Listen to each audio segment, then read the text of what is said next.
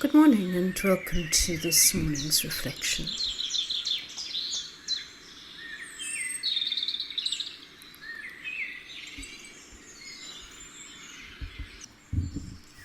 Let us take a moment just to be still.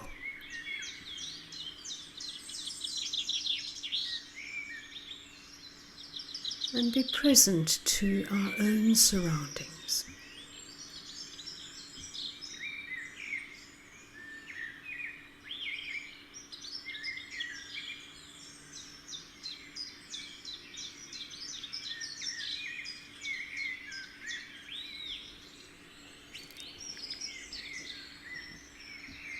And to be present to God's love. To allow that love to just, in this moment, flow into us. In this moment, allow God to love you.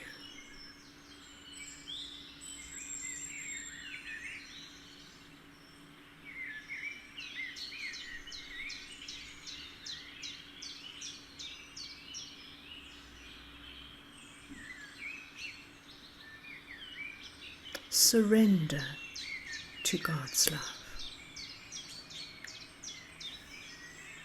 Stop yourself from wanting anything but just to be loved by God.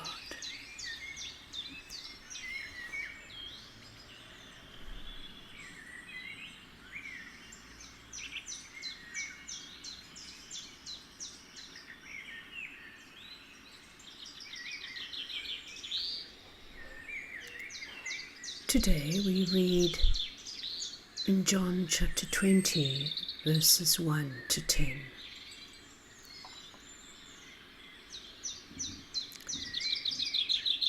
It was very early on the first day of the week, and still dark when Mary of Magdala came to the tomb.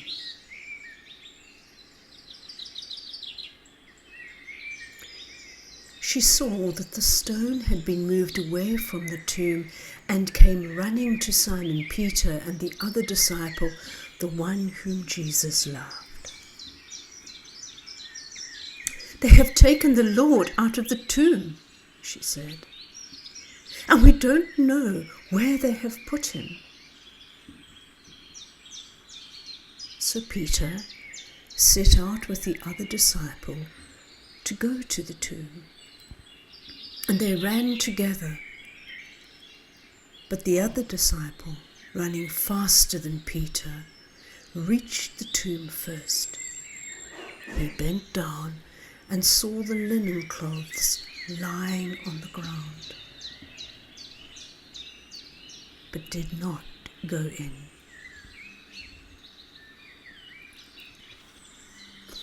Simon Peter, following him, also came up and went into the tomb and saw the linen cloths lying on the ground, and also the cloth that had been over his head. This was not with the linen cloths, but rolled up in a place by itself. Then the other disciple, who had reached the tomb first, also went in. He saw, and he believed. Till this moment they had still not understood the scripture that he must rise from the dead. The disciples then went back home.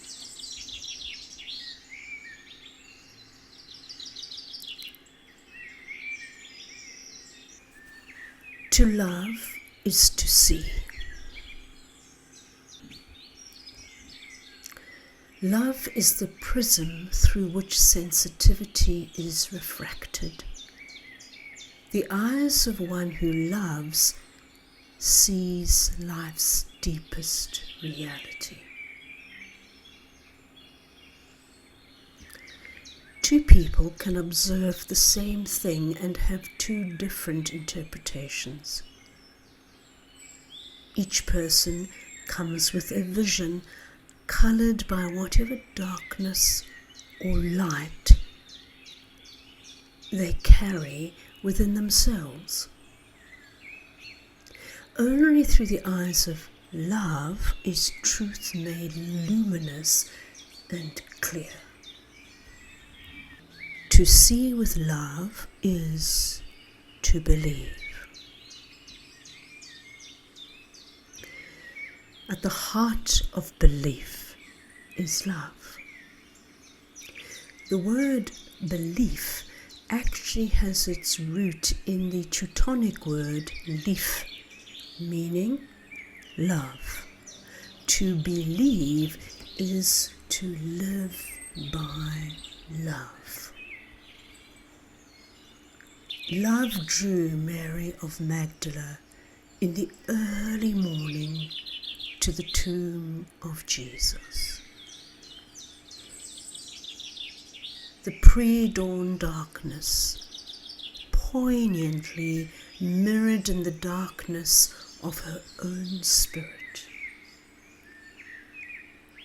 Her experience of the absence of Jesus had created within her a deep sense of loss,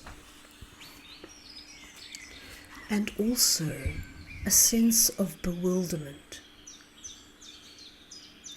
In the darkness, Mary saw only an empty tomb. She ran in desolation and panic to tell Peter and the other disciples what she feared. They have taken the Lord. The fear-flight reaction of Mary incited the disciples to a swift response of love. They went eagerly to the tomb to see with their own eyes.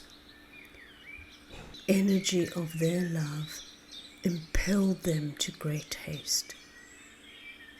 It readied their vision for the unexpected. Both entered the tomb. Both saw the funeral clothes of Jesus. It was appropriate that these two disciples were together at that moment. They were there not as rivals but as friends and fellow disciples. As leaders, they had significant roles in the ancient church. The particular manifestation of the Spirit granted to each one of them is to be used for the general good. 1 Corinthians 12 and verse 7. Peter was the one who came to be known as the shepherd of the flock. The other disciple was one who demonstrated the primacy of love and provided us with the ideal model of discipleship. Because of his great love for Christ, he was known as the beloved disciple. In the darkness of the tomb, it was his eyes that saw clearly the deeper reality of the emptiness. With the sensitivity of love, he grasped the truth. In that moment of illumination, the teaching of the scriptures that Christ would rise from the dead came to light, and he believed. Gifted by God with the eyes of love, the beloved disciple experienced that the Jesus whom he knew, loved, and had been taught by, had not been removed from him by death. He saw that Jesus was now glorified, was more deeply present to him than ever. Through the eyes of love, the beloved disciple was gifted with an acute awareness that the Christ of earth is one with the divine presence. The Word became flesh, he lived among us, and we saw his glory. John 1 and verse 14. In the tomb, at the moment of belief, the beloved disciple saw earth and heaven as one. Who sees me, sees God. John 14, verse 9. Things are not always what they seem to be at first. Only with the inner eye, the eye of the Spirit of love, can we see the whole picture. Most frequently, our field of vision is very narrow. With a partial, selective view, we see only what is positive and acceptable, and we deny the rest. Or we may focus on and overemphasize the negative. Other way, we miss the deeper reality, the greater potential. A life lived with a vision of wholeness is a life poised in the clarity and balance of love.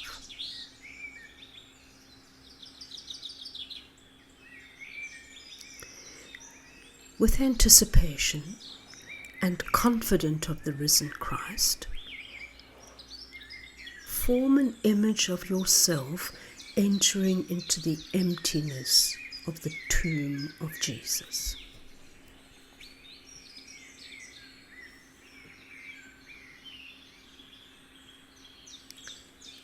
Call to mind in detail a situation or an event in your life that appeared positive but was in reality negative and destructive.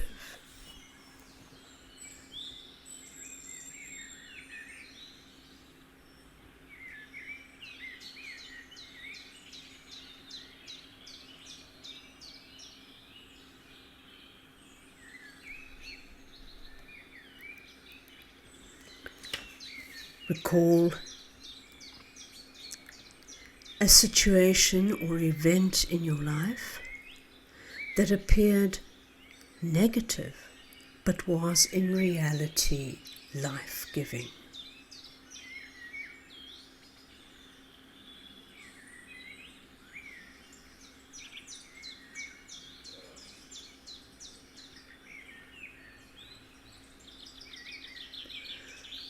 Now reflect on what helped you to see with clarity the deeper reality of each situation or event.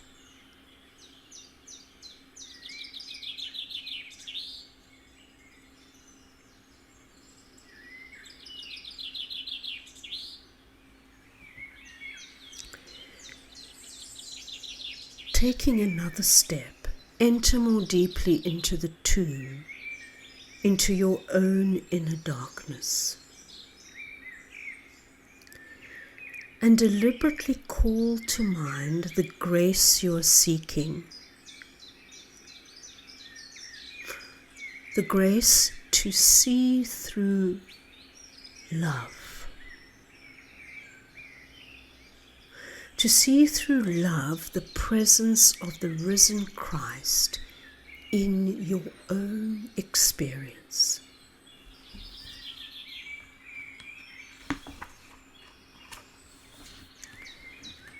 Take time to list the positive qualities of those that you admire.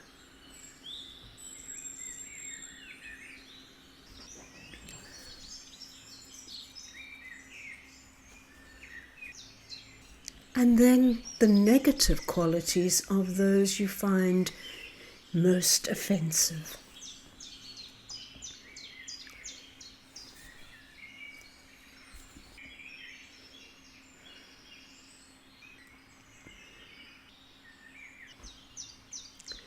In the presence of the Spirit, continue your prayer, and consider each of the qualities and characteristics that you have listed, putting a check by those with which you identify.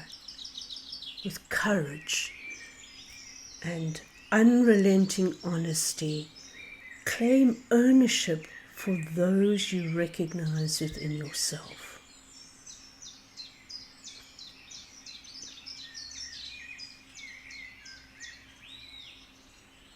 Visualize yourself in the presence of Christ and surrender all of who you are to Christ. Ask for His direction so that you can discern how His love calls you to clarity and the balance of love. Our positive qualities can sometimes become negative, such as too much kindness can become an ingratiating spirit. Prayerfully consider how you can temper the positive qualities within you.